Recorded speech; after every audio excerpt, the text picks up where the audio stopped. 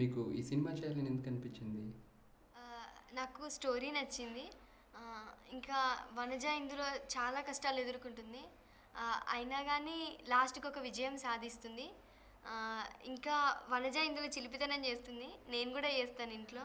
ఆహ్, అక్క వాళ్ళతో, అమ్మ వాళ్ళతో. మీ కుటుంబం గురించి కొద్దిగా చెప్తారా? ఆహ్, మేము షెడ్యూల్ ట్రైబ్స్ అండి. అంటే లంబాడీస్. మేము గర్జంపల్లి నుంచి వచ్చాము. నాన్న ఫారెస్ట్ ఆఫీసర్ చేస్తారు. అమ్మ హౌస్ వైఫ్.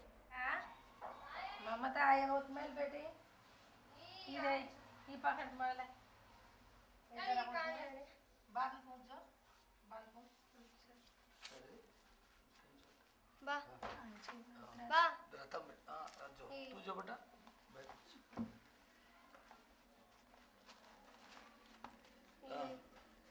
सरे बेटा ये हनुर छे ये हनु छे ये हनु कर छे ये झाड़ छे మేము ఆరుగురు అక్క చెల్లెలము. ఇద్దరికి మ్యారేజ్ అయిపోయింది. నేనే లాస్ట్. ఇంకా మేము నలుగురం ఉన్నామండి. దర్శకులు మిమ్మల్ని చూసిన మొదటి రోజు గురించి చెప్పండి. సార్ ఫస్ట్ మా స్కూల్కి వచ్చినప్పుడు నేను 8th స్టాండర్డ్ చదువుతున్నాను. అప్పుడు నా హెయిర్ చాలా చిన్నగా ఉంది. అంటే సేమ్ నేను బాయ్లా కనిపిస్తున్నాను. అందుకు సార్ నాతో మాట్లాడలేదు.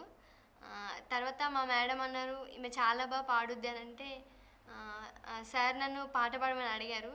అప్పుడు నేను గాంధీ తాతయ్య గురించి పాట పాడాను. గాంధీ తాతయ్య గట్టివాడవయ్యా పట్టుబడితివయ్యా స్వరాజ్యం తెచ్చి పెడితివయ్యా ఈ పాట పాడాను. ఈ పాట సార్కి చాలా బాగా నచ్చింది.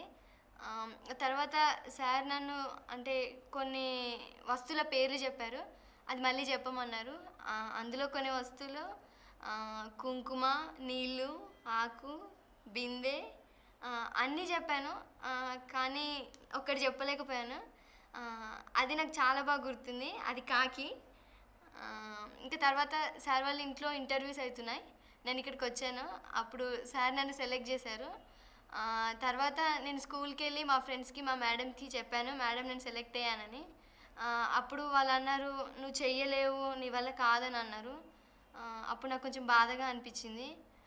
అయినా కానీ నేను వాళ్ళతో నేను చేస్తానని చెప్పి సార్ వాళ్ళ ఇంటికి యాక్టింగ్ ట్రైనింగ్కి వచ్చాను. మీరు నటన, కూచిపూడి డాన్స్ ఎలా నేర్చుకున్నారు?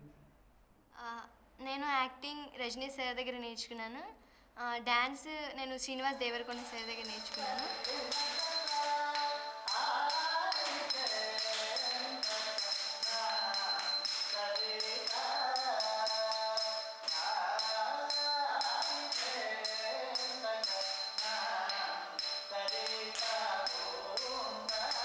యాక్టింగ్ నేను జనవరి 2004లో అంటే సార్ దగ్గర ముఖం మీద భావాలు, గొంతులో భావము, మనసులో భావాలు నేర్చుకున్నాను.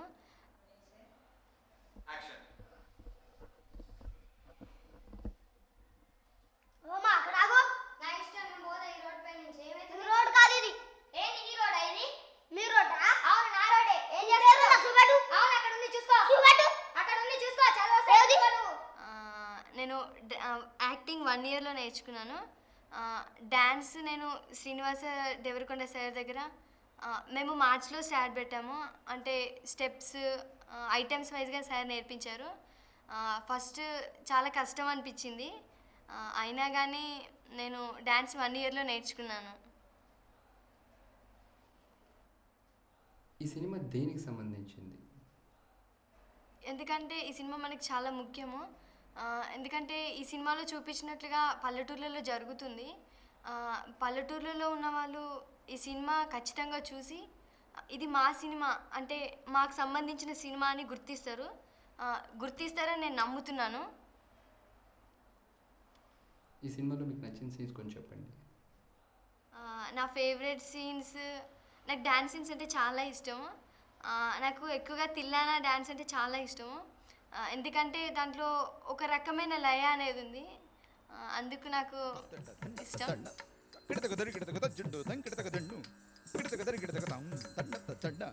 కిడతక దరి కిడతక తక్క తిన్న తరి కిడతక తక్క తిన్న కిడతక దరి కిడతక తాం తదని తారే తారే నాదితో తదని తారే తారే నాదితో తదని తారే తారే నాదితో తదని తారే తారే నాదితో.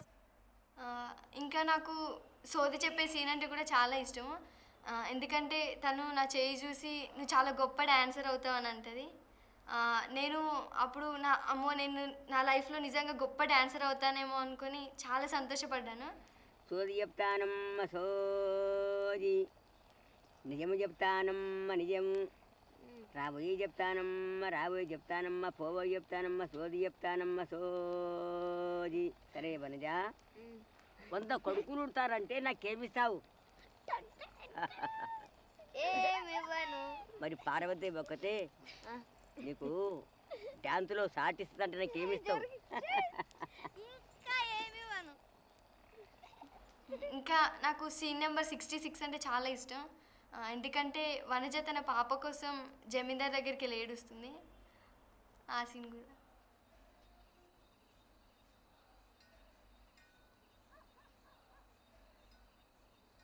నేను వేరే వాళ్ళకి ఏం చెప్పాలి? అందరితో ఏం చెప్పినా ఎవరో పొరగంటతో పారిపోయావని. నేను కూడా అదే అంటానమ్మా. పోస్ట్ మ్యాన్ రాంబాబు తోటి పారిపోయానని చెప్తానమ్మా. దయ ఉంచండి అమ్మా. సరే ఆలోచిస్తా, ఇప్పటికైతే పో. మీ తోటి నటుల గురించి చెప్పండి. షూటింగ్లో అందరు బాగా మాట్లాడేవారు. కానీ ఈ సినిమాలో సోమయ్య పాత్ర వహించిన చంద్రయ్య నా కోసం కమ్మలు తీసుకొచ్చాడు. అంటే తన సొంత డబ్బులతో నాకు బహుమతి ఇచ్చాడు. నేను చాలా సంతోషపడ్డాను. అప్పుడు సార్ అడిగారు ఎందుకు ఇంత ఖర్చు పెట్టి అని అంటే అప్పుడు చంద్రయ్య అన్నాడు తను నా బిడ్డ లాంటిది అని అన్నాడు. అప్పుడు నేను చాలా సంతోషించాను. ఇంకా భవానీ నా మంచి ఫ్రెండ్. సార్ మాకు దసరాకి హాఫ్ శారీ గిఫ్ట్ ఇచ్చారు. దానికి నేను భవానీకి గాజులు, నేను భవానీ ఇద్దరం బొబిలీలో షూటింగ్ జరిగేటప్పుడు షాపింగ్కి వెళ్ళి గాజులు తీసుకున్నాము.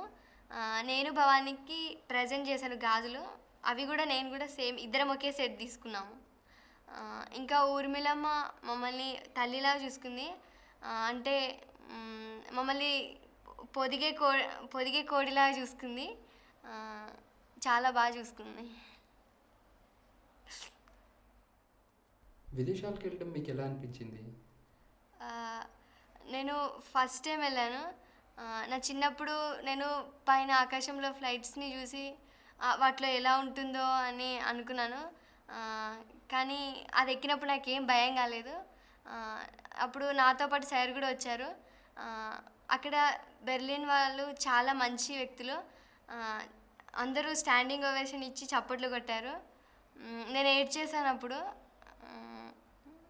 ఈ సినిమా ఇండియాలో ఇంకా రిలీజ్ కాలేదు, దాని గురించి చెప్తారా? చాలామంది అడుగుతున్నారు మీ ఫిలిం ఎప్పుడు రిలీజ్ అవుతుందని. కానీ నాకేం చెప్పాలో తెలియట్లేదండి.